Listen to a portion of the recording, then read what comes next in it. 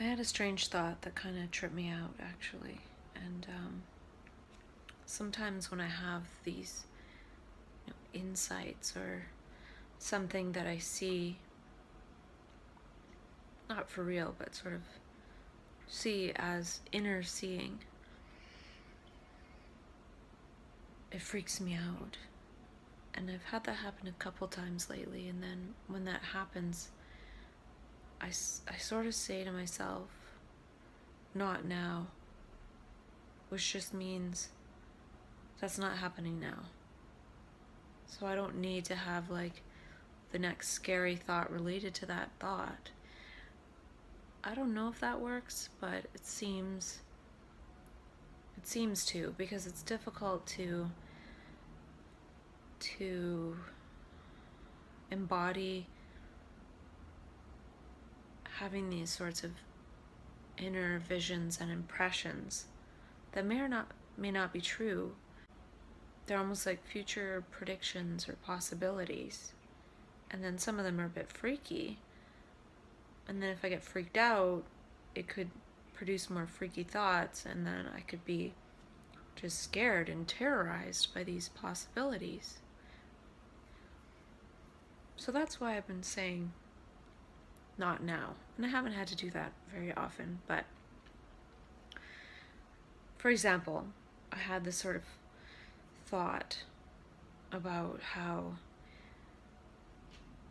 one day we'll probably be able to like upload ourselves into the cloud, because we're uploading data and documents and everything.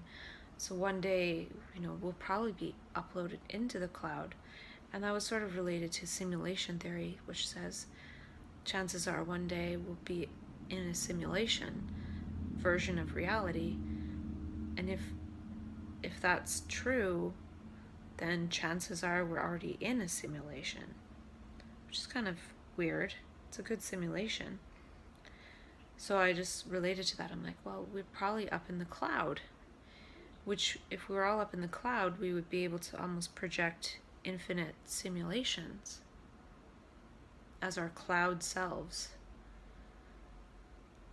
And basically, if we all went up into the cloud as our cloud selves, and then the earth got destroyed, because it inevitably will be at this rate, yet if a few humans survived, eventually those few humans would probably go back to just living like the indigenous people did, because everything else was destroyed, or everything that was created by the mind of man didn't work out.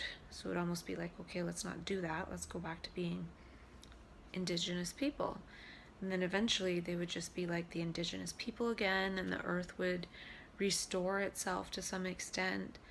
And then all of a sudden maybe like the people from the cloud come back, and that's like the appearance of the alien species, which basically came back and then maybe decided, well, let's put the genes back in the people that were indigenous, in order for them to actually create again this world of man in the biology, because it's kind of boring up here in the cloud in infinite simulations and instant gratification. We want to go back to the world where we don't know what's going to happen, where there's surprises, where everything feels real and material and everything. And then then they get to the point where it's like, oh, we're uploading ourselves into the cloud again. Now, this sucks. Well, let's wait for the earth to be restored, and then we'll go back down and do it again. So I had that thought that people would go back to the indigenous nature, and then it was just sort of start all over again. And maybe that's already happened numerous times. If not, that would make a cool movie script, right? Another thing about connecting to this inner energy this inner voice, this inner information that's producing different voices or different information or different thoughts. Creativity, to me it's almost like the voice of nature, and it's the voice of Gaia. And it's very distressing to see all the things that are happening to the earth. And that's one of the things that causes these aberrant, weird behaviors, is that somebody's like in distress over all of this. And instead of being able to communicate, like, oh my gosh, look like we're doing to the world and each other, it's taken as this person is unwell. But really, we need a listening ear. We need somebody to listen to us and not just talk us back into reality, but also listen to some of the concerns, because a lot of them aren't actually personal concerns. If somebody was so concerned about themselves as a person, they would probably be doing actions and behaviors to further themselves as a person, as like a ego in society, which that's what a lot of people are doing, and most people are doing, and that's what success is measured by. But other people are connected to a different source of information that is telling them things that goes against society's ideas of success. So even if someone did hear it, it wouldn't be valued. It would just be like, well, that's whatever. But it's a different voice. It's like a voice of Gaia in my mind. And there's talk about the coherence of the heart. I've read a little bit on the heart coherence, and it's probably related to like the Heart Math Institute. I haven't read anything by them, but I did come across a website, completecoherence.com, and it talks about if the heart is beating in coherence, then you have like positive emotions, and if it's incoherent, then it's negative. And when I think about being in altered states of consciousness where I'm extremely fearful and terrorized, my heart is beating, terrified, and it's probably very incoherent, and I'm very scared. And if I'm in a state where I'm really happy and content and feeling balanced and centered, then my heartbeat is probably very coherent. But if I had this contented feeling, it'd be very difficult to, at the same time, experience emotional distress. So what I realized, what I saw, what I sensed, was that it's possible that this emotional distress, this mania and psychosis, is actually an electromagnetic imbalance. It's heart incoherence. The heart is beating in terror, and that's producing terrifying thoughts, or even the other way around. But thoughts are just sound, which are vibration, which are frequency, which are energy. And the heartbeat is also, it's moving, it's beating, and it's producing electromagnetism.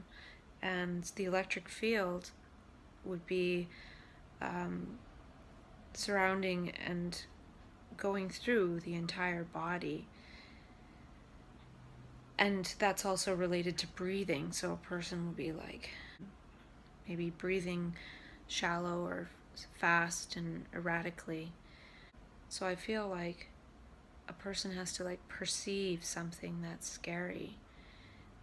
If it's a thought or an image inside, it then produces the terrifying electromagnetic field of the heartbeat, and it's difficult to change that. So if a person has the terrified heartbeat, extreme terror, there's electromagnetism that's surrounding and going through the entire body, and now you have the release of chemicals, of biochemicals like cortisol and adrenaline. What I'm saying is, the electromagnetism creates the biochemicals, and then what's treated is the biochemicals.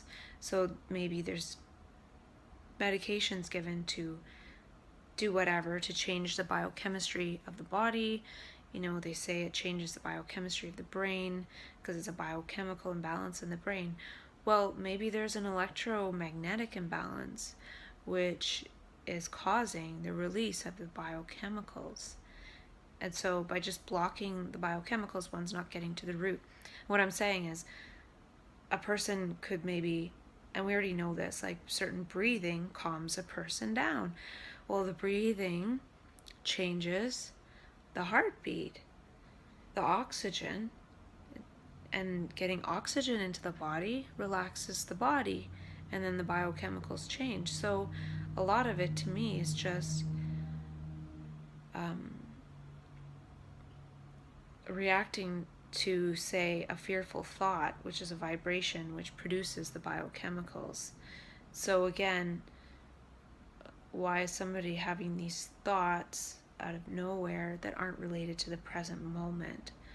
Well, it could be that there's an accumulation of thoughts over time which moves somebody away from the present moment so far, to the extent that it's almost like all of that added together now creates that next level of terrifyingness. That, imagine having, say, 100 bad thoughts, and all of a sudden that 100 bad thoughts over time creates one really terrifying image. Well, instead of having to think the 100 bad thoughts, now you just have to see that terrifying image. So it has almost like created this conglomerate in the body, psychosomatic organism that a person could potentially be triggered into reacting to, and then having a very strong fearful reaction. And that could go with trauma too, that it's stored in a different way. Like, it's one thing if something happens and, say, somebody, sticks up the middle finger in traffic. You think, well, that was a jerk. What a jerk. Now that's a thought. But if something terrible happens and it's like a 1 hour long ordeal, that's stored more as like an image movie in the body than just that one little incident. So in that way, something more big can be stored and can come up and create a lot of trouble. So there's some apps. There's an app called Stress Doctor, and it's about breathing to create more coherence. And there's also complete coherence, but then you need a chest strap to do the coherence breathing stuff. But how many of us don't even know how to breathe properly? I remember once when I was in the psych ward, I kept having these waking nightmares where I'd fall asleep, but then I would immediately wake up and be having like a waking nightmare of some terrible kind. And then this one night I was doing this breathing exercise that somebody had told me years ago, and I was doing it, and it's annoying to have to like focus so much on breathing. But I fell asleep and I didn't have a waking nightmare, and I didn't have any nightmares that night, and that was the only time that I managed to do it. The other days I didn't manage to do the same amount of breathing, or I hadn't figured it out yet. And then after that I did it, but not to the same extent. But the one time that I did it, got my breathing in order, I didn't have that happen. And it was pretty amazing that just the breathing stopped that. And there's even that holotropic breath work that's related to breathing and getting some of this stuff stored in us out of us. So there's a lot to that. The breathing and the heartbeat. It's the physiology, and that incoherent physiology is creating some of these images and thoughts that we're being terrified of, and they're reinforcing itself. So I'm wondering, like, if I have some of that fear, I could almost interrupt it with some of these physiological things that I can do.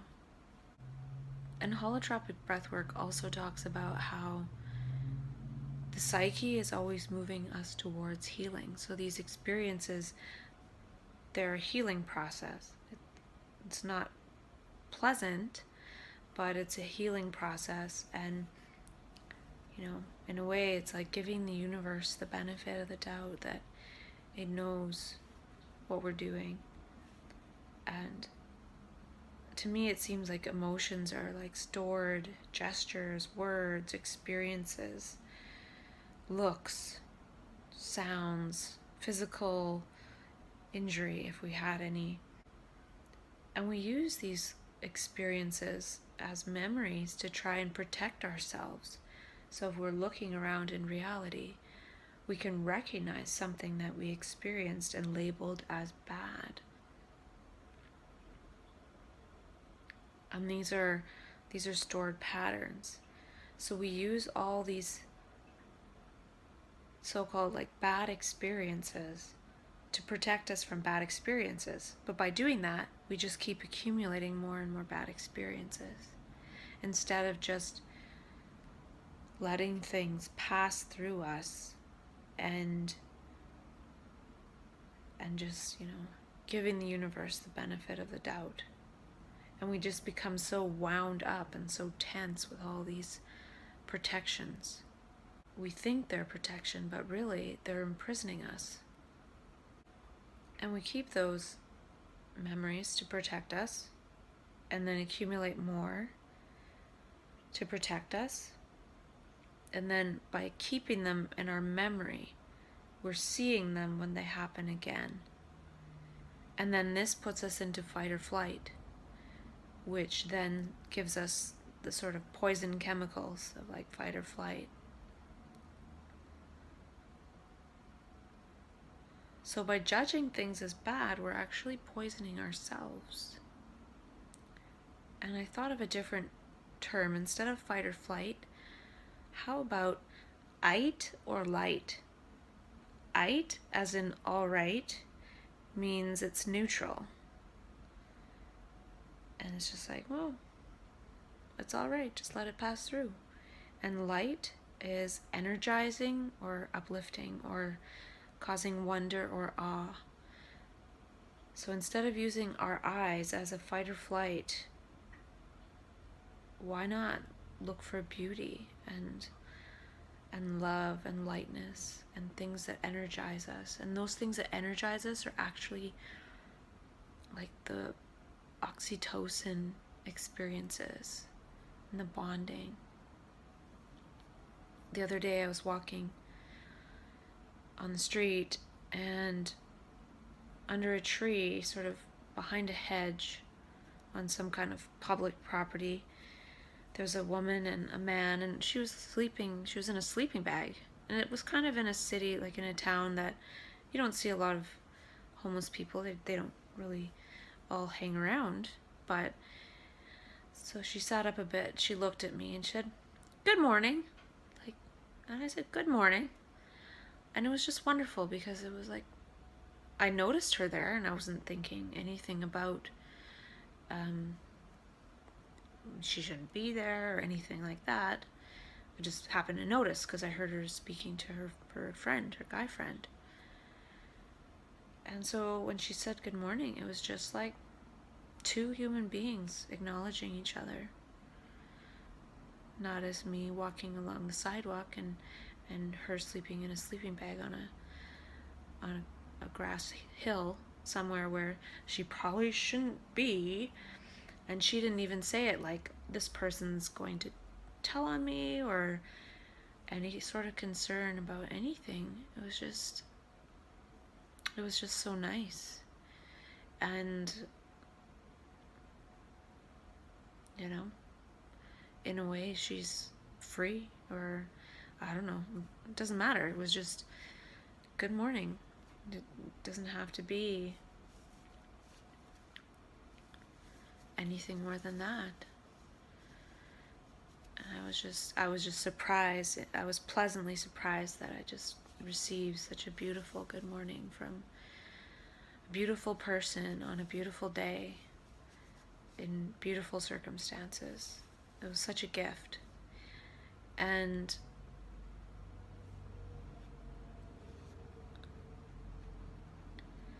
And another thing I saw was I was going to the grocery store, and there was two teenage girls sitting on the sidewalk, and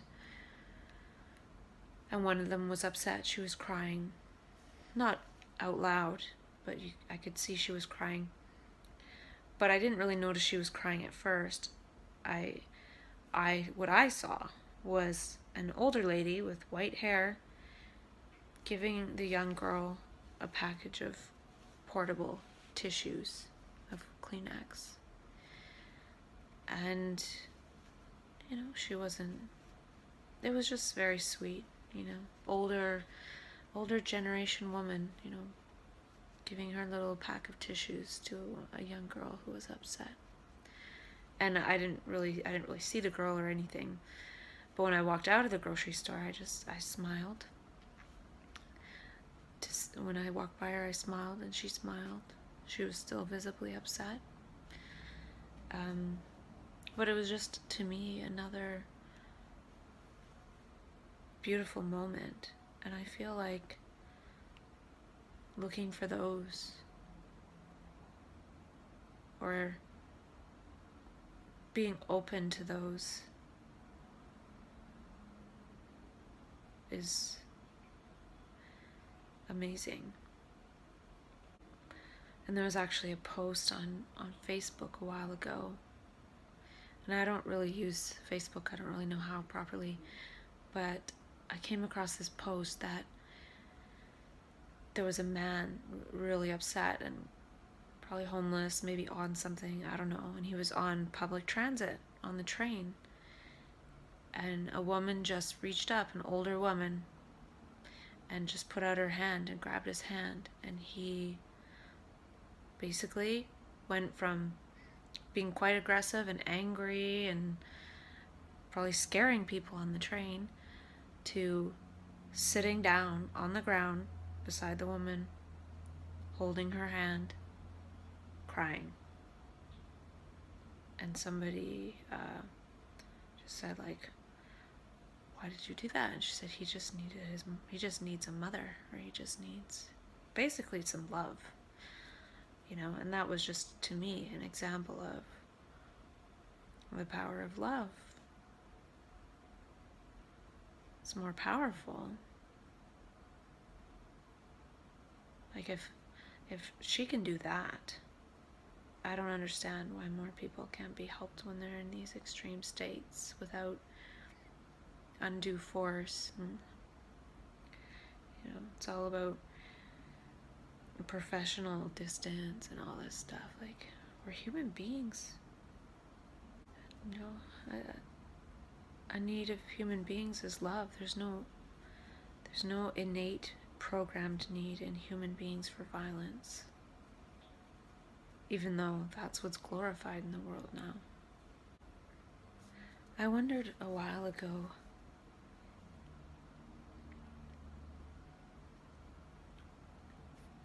why someone going through an upswing of energy at some point becomes drained. And I've talked about how it's almost like having one's battery charged and then drained within each interaction one has over time. But I also thought about how those energetic states and that heart electromagnetic field helps to produce the biochemicals, which are some of the happy chemicals. So there's the tryptamines and DMT, which I think is a tryptamine, which I think is made in the pineal gland. I'm wondering if this extra energy, this electromagnetism, is what creates the epigenetic changes to create the molecules of these other states, such as what was it called? Anandamide, which is an inner cannabinoid. So all these exogenous things we like to take in order to change our state, say LSD, marijuana, we produce all of these exogenous things we take into our system within our system. To me, in the state of mania, the inner pharmacy gets going and creates these molecules that put us into these other states naturally. I didn't take anything extra to go into the state of mania, it just happened. And I'm wondering if this electromagnetic field is what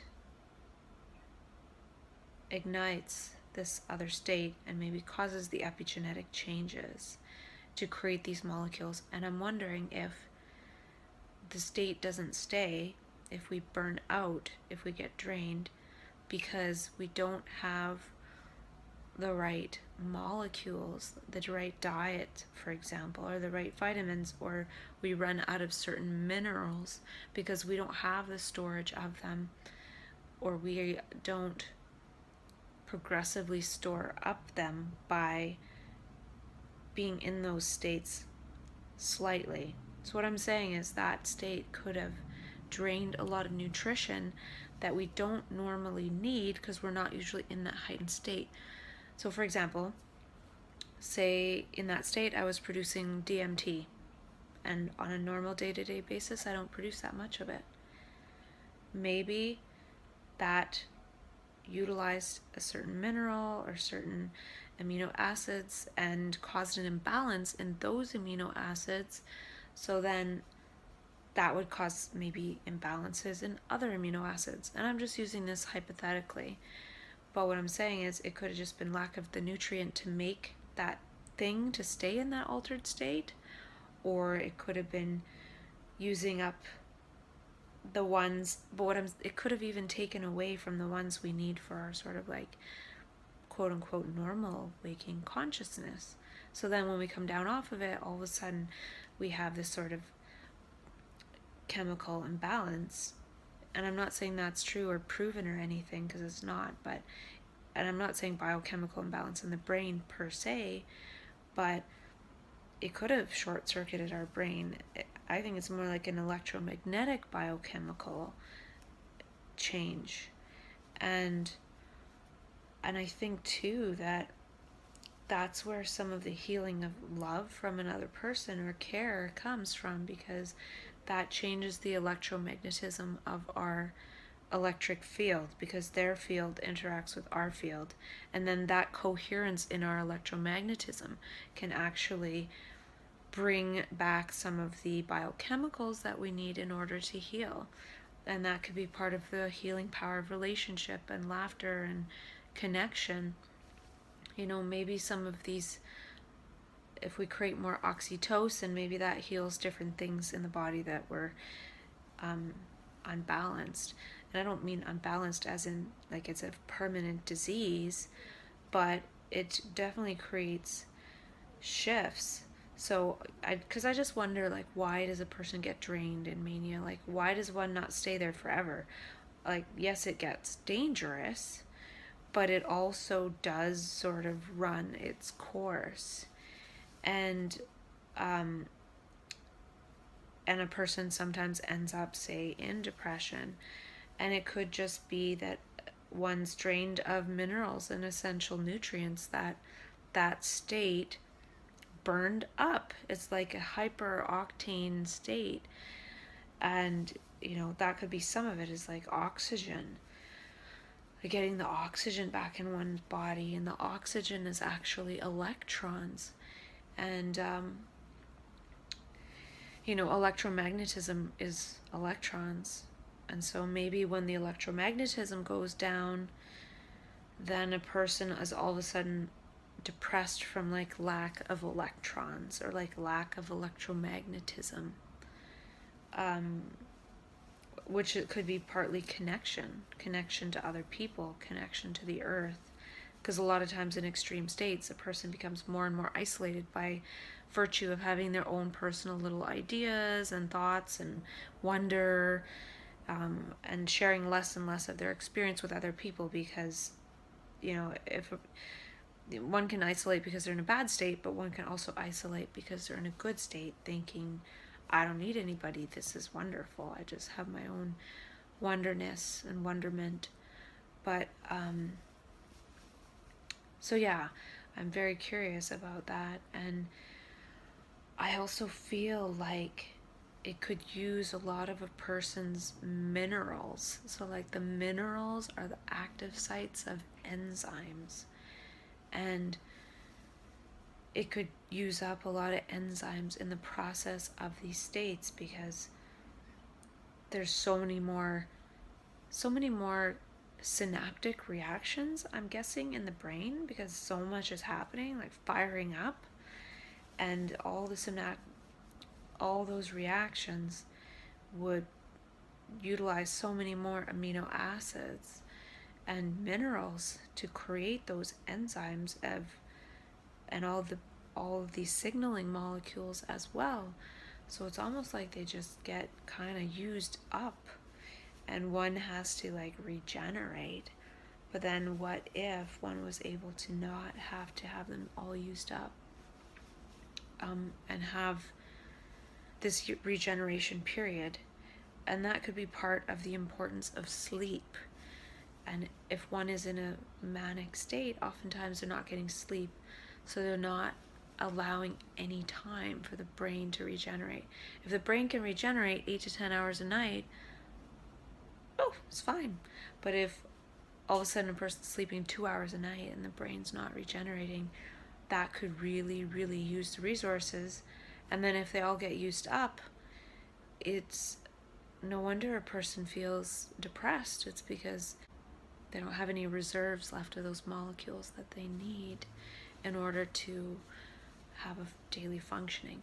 And I can also see that all those reactions in the brain are creating new neural networks. I remember having so many thoughts and ideas, I didn't know what to do with them all. And if I was to act on each one, I would need a million lifetimes in order to carry them all out.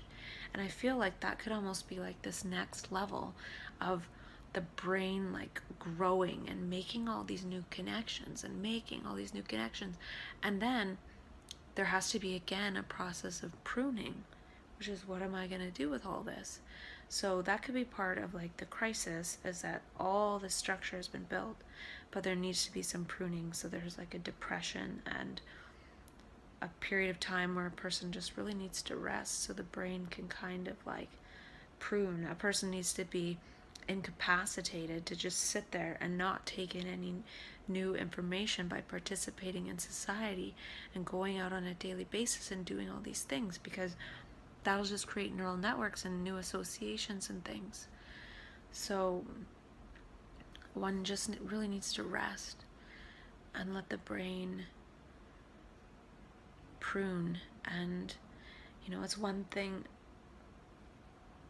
to be able to have all those thoughts and insights and creativity, creates such a brain structure that once rested, a person going out about in daily reality will now have the connections to see more connections.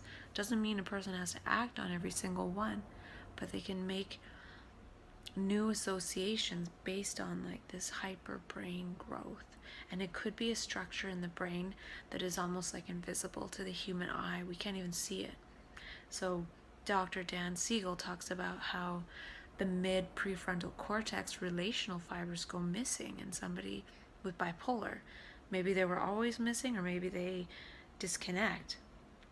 And in my mind, why are we missing these relational fibers which we need to relate to society? To me, it's almost like the society we've all created is not sustainable. It's a society based on power, growth, materialism,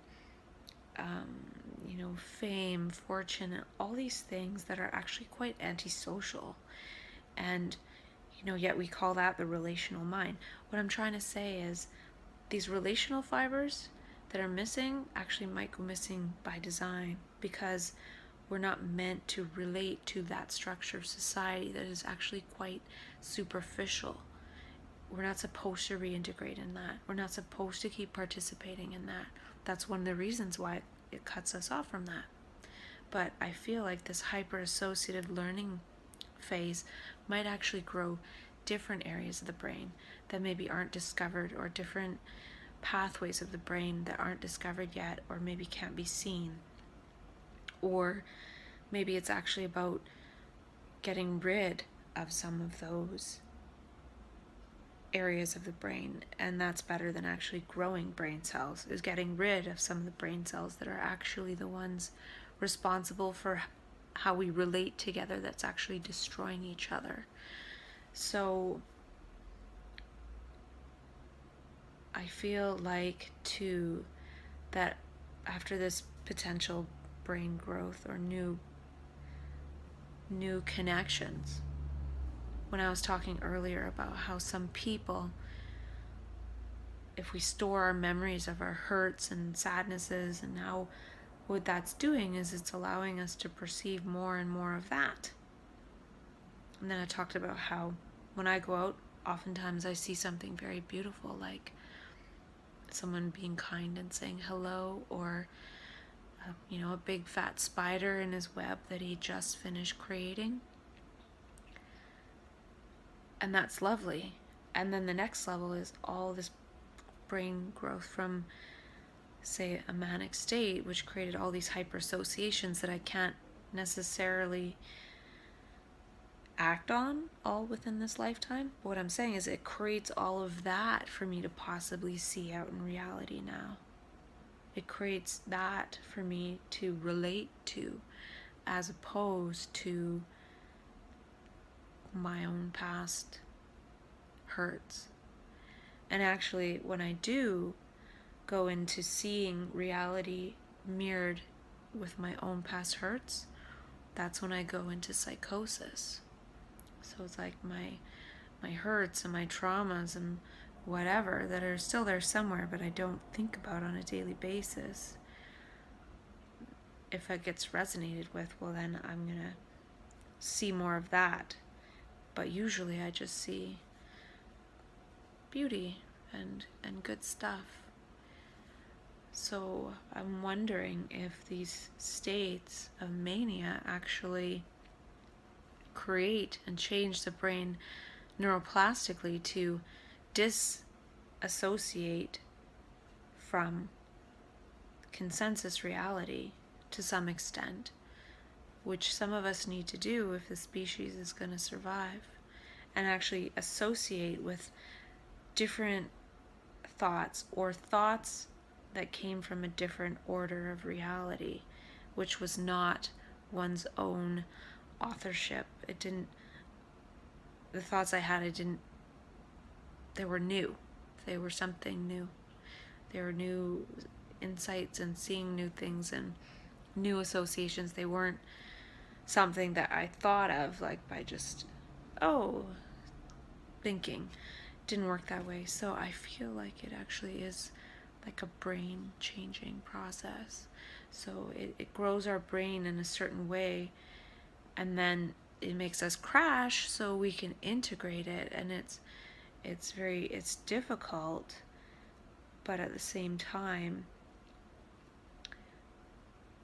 it's almost like the universe is desperate to grow brains like this, because it'll grow it, make us crash, and then we usually get pathologized because of that, and then get put on medication, which is trying to prevent it from happening again.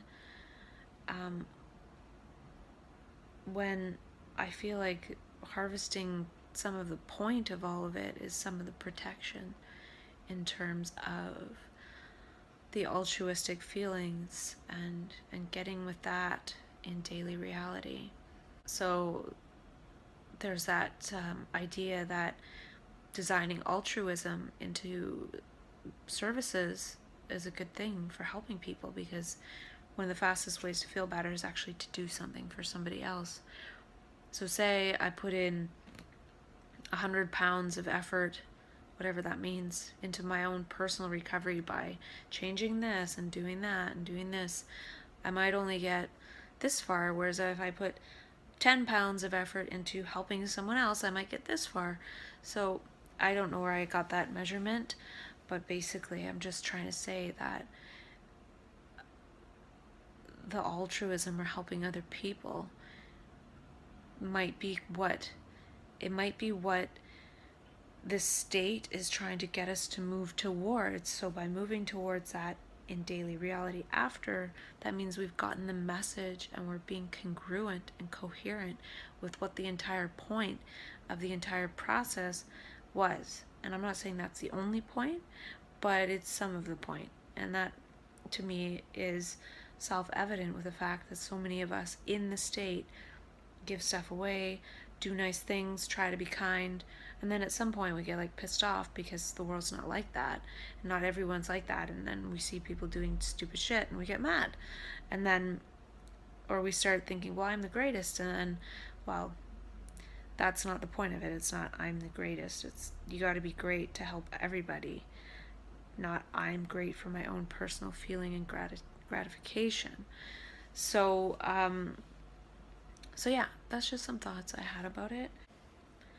These things I kind of see by just asking questions or really looking into something, and I've done some studying about things, and I just like to share them and talk about them because I find it interesting. And I'm not gonna go out there and do a scientific study on it, because that would be like, okay, every single idea or thought I have, if I was to do a scientific study on it, I would need like a million lifetimes. And I don't have that, so I would just like to share it. Just share the thought. Just share the idea. It's interesting, connecting the breath to the heartbeat, to the electromagnetism, to the electrons, to the minerals, which are a positive charge. And I even had this thought that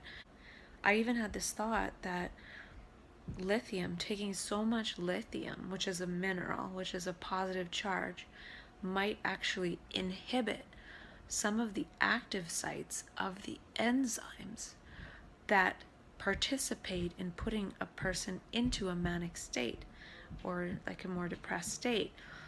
So it might keep somebody stable by, say there wasn't so much lithium, but there was this spectrum of minerals necessary, the body biochemistry might start having the proper amounts of minerals for the active sites for the enzymes to create certain biomolecules that might put a person into the hyperperceptive manic state. And so it's almost like the heaviness, it's like a heavy metal, like keeping a person down and grounded. Or it could be we don't have enough minerals and the lithium is being a mineral to keep us balanced or something. But and also a mineral, just having so much lithium in the system is like one frequency. Minerals are frequencies of light, and it's like one frequency of light instead of, and it's a big one that's like blocking all the other little frequencies of light. And a person in mania is kind of like more fluid on the spectrum of behavior, and it's like lithium keeps behavior like in that narrow band of who you are. This is who you're supposed to be as a person in this society. I've also heard that, I don't want to use the word, but say mental illness exists between people. So it doesn't exist in a person, but in the relationship or sort of the space between. And I was thinking about how we have our own selves, and as we're walking around in daily reality, there's like this space between us and whatever it is we're seeing. And usually when we're seeing something, we're judging it. And so we're seeing the thing, say it's another person, and then the judgment is actually in the space. It's sort of like it's flavoring the entire space around us, this judgment that we might be having of another person. And that goes with what I was talking about before, about how our thoughts, our words, our vibrations are actually affecting the fabric of reality, which is space. And so this judgment feeling of somebody is actually also infecting the space. And the judgment is words. It's also a feeling, so it's just infecting this space. And if you think, well, judgment's in the space, happiness is in the space, but if we're choosing to walk around judging, it's judgment. And so if we have this collective space full of judgment, full of anger, full of hate, full of the whole spectrum from good to bad, at some point a person might manifest, say, mental illness. Well, judgment and all that negativity is kind of a mental illness. It's like, it's not good, but since it's invisible, we think it's okay. And then a person with a quote unquote mental illness might be like judging themselves or hating themselves to the point where they're self-harming. But if we're all doing that, and then some people get to the point where they're doing it too much, they could be picking up on other people's judgments because it's in the space. The judgment of people, like their family members against them, it's in the space. And all of that, a person ends up manifesting a so-called mental illness, but it's in the space. So it's not just the person, it's all those vibrations in the space and the relationship between two people. What I'm saying with this is not so much about how a person can manifest it as a mental illness, supposedly, but we're each responsible for this space that we have. Each relationship and each moment of each day that we have, we're responsible for creating that space. And what kind of space are we creating? And if we're creating judgmental space, we're adding to stigma, judgment, discrimination on every level of society. So we're actually causing this in other people and in ourselves. It's not someone else is just diseased in the head. No, it's like all in the space and the vibration. And that's why just the love, connection, and relationship and understanding and dialogue can actually heal people of these ailments, because it's the opposite of what caused them to sort of funnel down into those lower spaces of existence.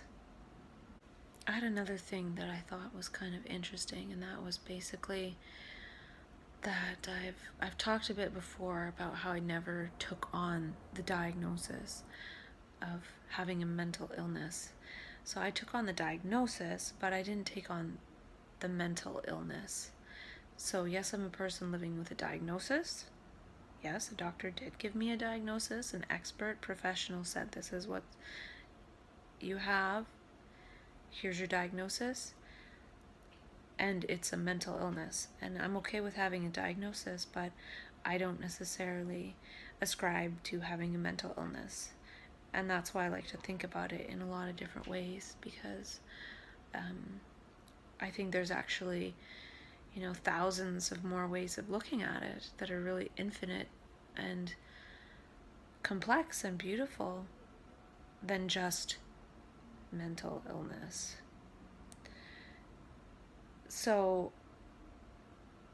when I was talking before about how words are vibration, so if I kept saying in my own mind mental illness, that's like a vibration that's going to change my brain cells. It's going to change the neuropeptides my brain makes and my body makes, and it's almost going to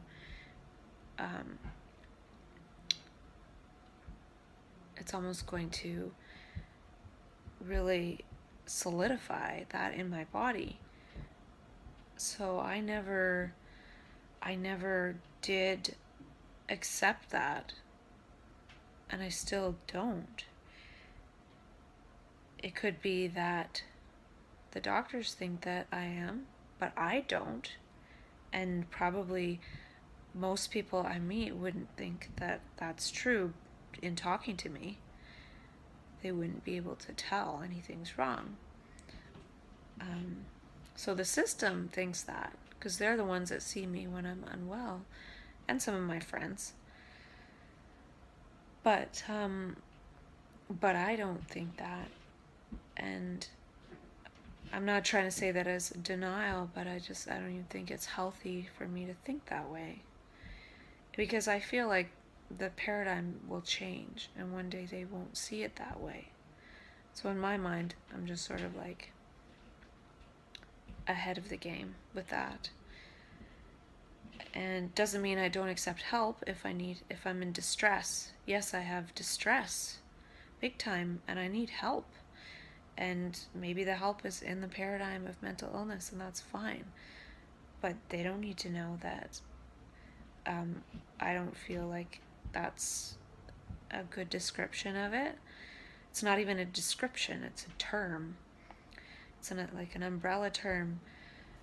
But basically, what I'm trying to say here is that if I was to say that to myself all the time, it would affect my heart electromagnetic field, right? So I put up a wall against that, and I didn't let my heartbeat beat with the thought that that's what I have. And in that, I didn't change my physiology to reflect the fact that that's what I think. And I'm just saying I didn't let the diagnosis affect my heart.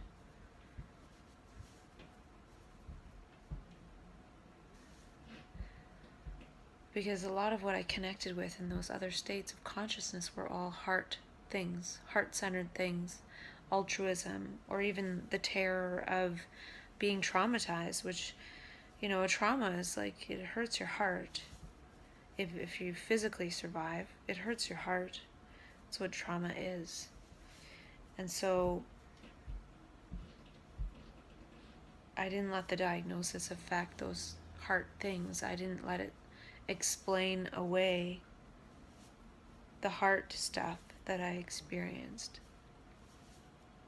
And I really feel if I do have a disease, I have a disease of my heart. And at times my heart does get diseased. And that goes back to what I was saying about the incoherent beat and the electromagnetic field in my heart it changes when I'm terrified. And a lot of what I experience when I'm terrified is some of the terrified things of the collective. It's like we share one heart. Like we have all these different brains, but we really share one heart. Like you can't do a brain transplant, but you can do a heart transplant. And even they say a lot of memories are actually stored in the heart. So maybe there are certain memories that are stored in our hearts. It's almost like quantum growing pains. Like the quantum field is it's a different source. When I talked about the brain growth in mania that we maybe don't see, our brains could actually maybe get smaller, but maybe we get new different types of brain cells or something that are smaller because quantum computation and quantum processors are smaller. So there could be quantum effects going on in the brain that we can't pick up on yet. And it may appear that we're losing brain cells and things, but really we're not. I talked in another video about how only together are we immune against psychiatry. And it's kind of funny to think that we could have herd immunity against psychiatry. And I think of the word herd as it's meant in herd immunity. But then I also think of it as herd as in HEARD, as in hearing. So if we're listening to each other, if we're hearing each other, if we're sharing our memes and our thoughts and our ideas, if we're sharing our hearts, not just the memes of of the shit we've been through all this, but the memes that we had when we were connected with our hearts at some point, which might be a long time ago for some people because of being far removed from that experience. But basically, you know, a lot of us are sad that our hearts were taken away in a way. And so I feel like we need herd immunity. It's not just us standing together, but it's us standing together and talking and understanding each other and sharing with each other and just holding space for each other. That non-judgmental space that we can hold for each other because we've been there. You know, there is no judgment. We've been there. I also thought of mania as sort of disorganized kindness. And it's almost like a kindness disorder. And mania gives us different reasons to be happy. We're sort of happy from within for no reason, just perceiving beauty and the wonder of the world. And lastly, I just want to talk about something I mentioned at the beginning of this video, which was that words are kind of the problem, and our words are destroying us. And I talked about several ways this is so, or possible. And biology wants us to survive. And so I've talked about too how children who develop autism are somewhat immune to words. And words are using us, so it seems important for certain people to be immune to words. So words can't use children with autism. And there's a lot of different theories about what causes it to develop. And one of them, for example, is, say, antibiotic use. So it's like we've gotten to this point where we're using so much antibiotics, and pretend that is a factor. I don't know for sure. Now, if the antibiotics destroy the microorganisms, and then basically a child can't learn words, antibiotics are destroying words. So by destroying the germs are destroying the words, and the words destroy us. So it's kind of interesting that we've gotten to this point that whatever it is, toxic stuff, toxic, food, toxic air, going against nature with antibiotics and all these things that go against nature, we're now producing children who can't pick up language in the same way. And it's language that has created all this mess by all the rational theories and all the logic. But the logic is destroying the nature. But our own logic is now destroying our own logic, because we're having kids that won't be able to be so logical, and thus maybe prevent logic from completely destroying the world. Or at least they won't care as much when a lot of what we value gets destroyed, because they won't really value it. They might actually be the ones to destroy it, seeing that it's completely valueless. So it could be interesting.